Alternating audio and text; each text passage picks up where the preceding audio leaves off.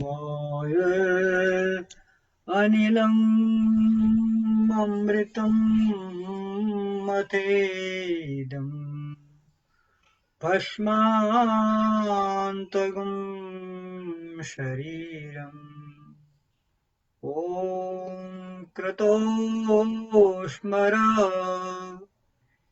क्लिवेश्वर कृतं विस्मर ॐ शान्ति शान्ति शांति। धर्म प्रेमी सज्जनों, सादर नमस्ते। आज का विषय है आत्मविज्ञान, अर्थात आत्मा के बारे में विशेष ज्ञान।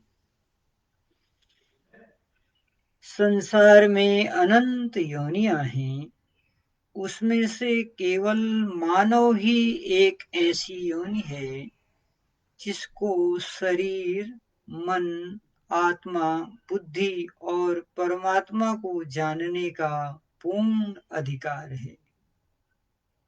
अन्य किसी योनियों में हम इन पदार्थों को नहीं जान सकते। इसलिए मानव योनि सर्वश्रेष्ठ योनि मानी जाती है, क्योंकि यहाँ पर आकर के हम संसार किसने बनाया, संसार क्यों बनाया, संसार किसके लिए बनाया और संसार कैसे बनाया, इन विषयों का ज्ञान प्राप्त कर सकते हैं। इसी प्रकार से आज का जो विज्ञान है वह है आत्मविज्ञान, अर्थात मैं कौन हूं, मैं कहां से आया हूं, मैं किस लिए आया हूं, मैं क्या कर रहा हूं, मुझे क्या करना चाहिए। ये सारे के सारे प्रश्न आत्मा के संबंध में हैं। महर्षि देव दयानंद महाराज जब गुरु विरजानंद की कुटिया में पहुंचे, उनके द्वार को खटखटाया। गुरु विरजानंद प्रज्ञा चक्षु थे, इसलिए अपने कक्ष के द्वार हमेशा बंद ही किए रहते थे। जो भी आता था द्वार खटखटाता था। गुरु विरजानंद उससे पूछते थे और फिर उसको अंदर आने की अनुमति देते थे। ठीक यही घटना महर्षि देव दयानंद के साथ घटी। जब ऋषिवर मथुरा में गुरुदेव विरजानंद की कुटिया पर पहुंचे तो उन्होंने सामान्य लोगों की तरह गुरुजी के द्वार खटखटाई। खटखट की आवाज जब गुरु के कानों में गई तो गुरुजी ने भी सहज स्वभाव से, जैसे सबसे पूछा करते थे, वैसे ऋषि से भी पूछा कि भाई तुम कौन हो। परंतु जो उत्तर सब लोग देते थे वो उत्तर ऋषि ने नहीं दिया। क्यों? क्योंकि ऋषि की आत्मा जगी हुई थी। संसार में अधिकतर आत्माएं सोए रहती हैं, इसलिए उनके प्रश्न भी सोए जैसे होते हैं। परंतु ऋषि जगे थे, इसलिए उनका प्रश्न भी जगा हुआ था।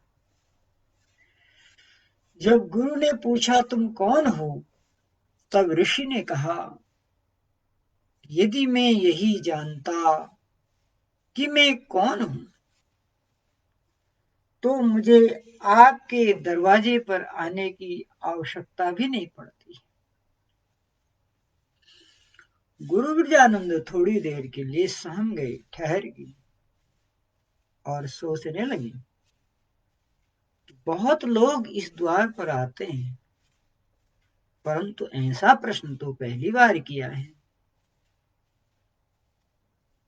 इसलिए इस आगंतुक से कुछ और पूछना चाहिए। दूसरा प्रश्न गजनन करते हैं, ठीक है तुम ये नहीं जानते हो कौन हो, तो ये तो बताओ तुम यहाँ आए किस लिए हो। ऋषिवर ने पुनः उसी विवेक के साथ अपने उत्तर की पुनरावृत्ति की और कहा, गुरुदेव मैं यही जानने के लिए आया हूं कि मैं कौन हूं, कृपया आप मुझे बता दीजिए। इस प्रकार से इतिहास का यह अद्वितीय मिलन है, जहां पर एक दूसरे से प्रश्न और उत्तर में आत्मविज्ञान की ही चर्चा होती है। अधिकतर जब दो लोग मिलते हैं तो परिवार, रिश्तेदार, देश, समाज इत्यादि की बातें होती हैं, परंतु यहाँ जो संवाद चल रहा है वो इसी विषय में चल रहा है, मैं कौन हूं। शास्त्र में लिखा है, चत्वारि वेदो पठन्ति शास्त्राणि अनेकशः आत्मानेव जानन्ति दर्विपाकरसं यथा। कि किसी व्यक्ति ने चारों वेद और अनेकादि षट शास्त्रों का अध्ययन कर लिया है, परंतु वह यह नहीं जानता कि मैं कौन हूं, आत्मा क्या है। तो उसका वह शास्त्र ज्ञान उसी प्रकार से है जैसे अनेक स्वादिष्ट व्यंजनों को चलाने वाली, पकाने वाली करछी वो स्वादिष्ट व्यंजनों को बनाती तो है, लेकिन उसके स्वाद को वो स्वयं नहीं जानती। इसी प्रकार से शास्त्रों ने चिंतन किया कि संसार में विद्वानों की भी दो स्थिति होती है, एक होते हैं मंत्रविद, दूसरे होते हैं तत्वविद। मंत्रविद संसार में प्रतिष्ठा प्राप्त करते हैं अपने मंत्रों के ज्ञान के द्वारा, वो अनेक प्रकार का धन इत्यादि सम्मान, पद, प्रतिष्ठा संग्रह तो कर लेते हैं, परंतु तत्व ज्ञान के अभाव में उन्हें भी जन्म और मृत्यु के चक्र में बार बार आना पड़ता है। इस जन्म और मृत्यु से, इस भवसागर से पार वही हो सकता है जो तत्वविद है, जो यह जानता है कि मैं कौन हूं, कहां से आया हूं, मुझे कहां जाना है, मैं कर क्या रहा हूं और मुझे करना क्या चाहिए। तो शास्त्रों ने इसका उत्तर दिया, वेद का पावन ऋचा है जो मैंने आपके सामने रखी, और इस मंत्र में यह बता दिया है कि यद्यपि संसार में अनेक पदार्थ हैं, परंतु मुख्य पदार्थ तीन ही हैं और वो भी अनादि हैं, अर्थात कब से हैं ये नहीं कहा जा सकता, परंतु उनकी सत्ता विद्यमान है। उन तीन सत्ताओं का वर्णन मंत्र में किया। ओम वायु अमृतम अनिलम भस्मांतकम शरीरम। मंत्र के पहले पद में यह बताया गया कि यह जो आत्मा है वायु शक्तिशाली है, अमृतम, यह अजर अमर और अविनाशी है। अनिलम, अपार्थिव है। ये आत्मा का लक्षण बताया। फिर आगे बताते हैं भस्मांतकम शरीरम, एक दूसरा तत्व है जिसे शरीर कहते हैं, और जो भस्मीभूत होने वाला है, मृत्यु को प्राप्त होने वाला है, दो मुट्ठी राख में बदल जाने वाला है।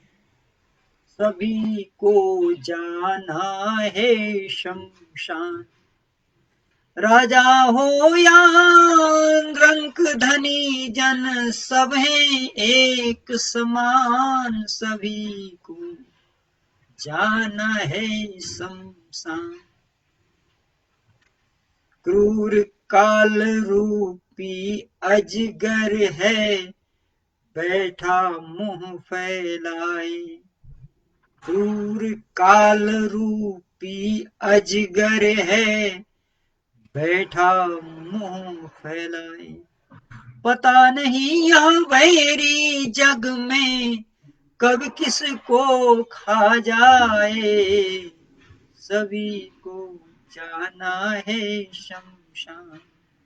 राजा रंक धनी और निर्धन, सब हैं एक समान, सभी को जाना है शमशान।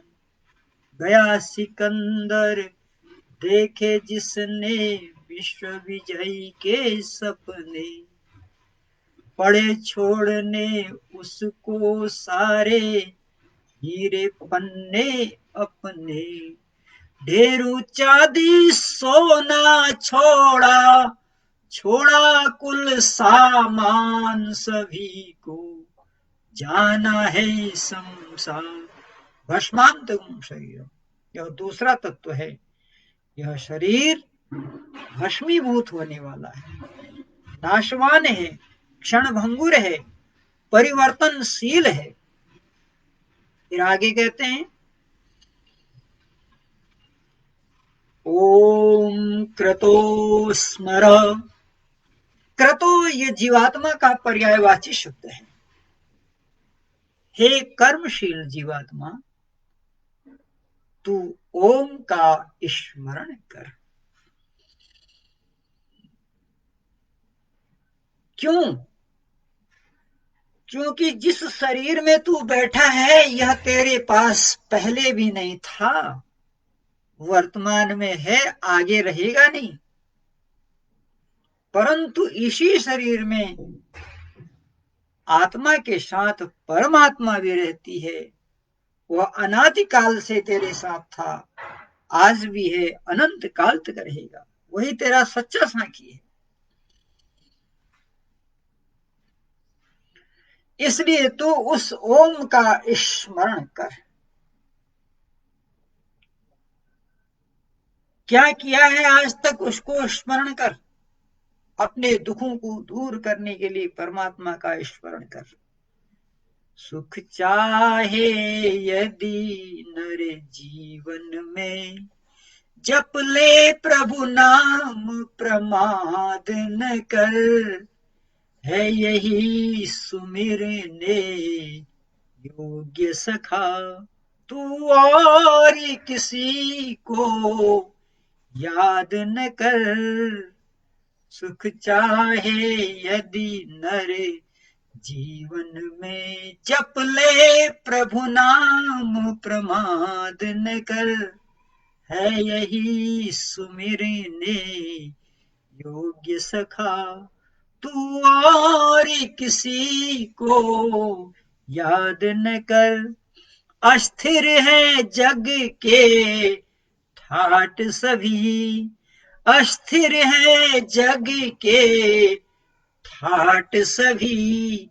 यदि बिछुड़ गए अचरज ही क्या, तू लोभ मोह के वशीभूत।